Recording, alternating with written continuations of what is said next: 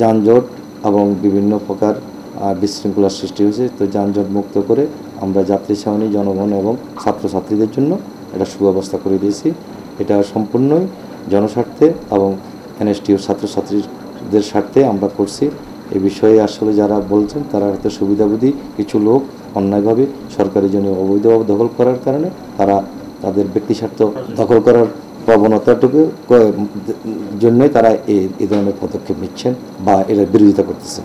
কিন্তু পাশাপাশি আমরা দেখতেছি সেই উচ্ছেদকৃত জায়গা কিছু ভূমিদস্যু, কিছু মাস্তান টাউট প্রকৃতির লোক আজকে পৌরসভার অসদুপায় কর্মকর্তার যোগসাজশে আজকে তারা এই জমিটা দখল করার পায়তারা করছে এবং আমাদের কাছে সুস্পষ্ট প্রমাণ আছে। এখানে অবৈধ লেনদেনের মাধ্যমে পৌরসভার সচিব আজকে এই জায়গাটি বরাদ্দ দিচ্ছে যাত্রী চাউনির নামে। এখানে আন্ডারগ্রাউন্ডে দোকান বরাদ্দেরও পরিকল্পনা ওদের আছে। আমি শুধু করে অন্য স্থাপনা করতেছে এখানে, যেটা ব্যবসায়ীদের জায়গা ছিল ওনাদের পুনর্বাসন না করে ওইখানে কীভাবে করে আপনারা জনস্বার্থে সেটা আমরা উল্লেখ করবেন। ধন্যবাদ। এবং দেখেন যে খালটা আবার পুনরায় ভরাট করে ফেলেছে।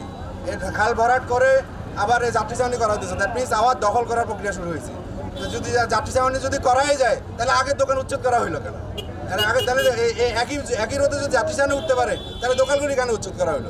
তাহলে আমাদের এখন দাবি হলো দুইটা, একটা হলো যাত্রী ছাউনি যদি করে তাহলে যাত্রী ছাউনি আমাদের দোকানগুলি আবার পুনরায় বরাদ্দ দেওয়ার বা ওই জায়গাটা একই রোদে আমরা তো ডিসির কাছে। কিন্তু যাত্রী ছাউনির নামে, বিশ্ববিদ্যালয়ের যাত্রী ছাউনির নামে যেন কোনো দখল না হয়, পুনর্দখল না হয়, সে ব্যাপারে আমরা কঠোর থাকবো। আর জনস্বার্থে যে কোনো কাজ আমরা এখানে ব্যবসায়ীরা, ক্ষতিগ্রস্ত ব্যবসায়ীরা আমরা সরকারকে, যে কোনো সরকারকে, যে কোনো প্রতিষ্ঠানকে সহায়তা করতে রাজি আছি। অন্যথায় আমরা আমাদের প্রতিবাদ চালিয়ে যাবো।